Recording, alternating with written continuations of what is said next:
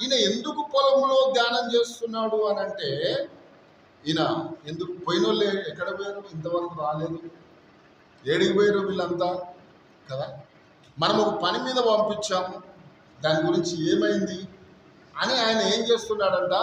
పొలములో ధ్యానిస్తున్నాడు, అంటే ప్రార్థన చేస్తున్నాడు. ధ్యానము ప్రార్థన. కొంతసేపు ప్రార్థన చేస్తే కొంతసేపు ధ్యానం చేయాలి. మనం ప్రార్థన చేసుకుంటూ ఉంటాం. దీని అర్థం మీకు చెప్తాను నేను. ఒక్కోసారి గొంతు ఏమైతే మనకు ఆరిపోతుంది, ఎండిపోతుంది.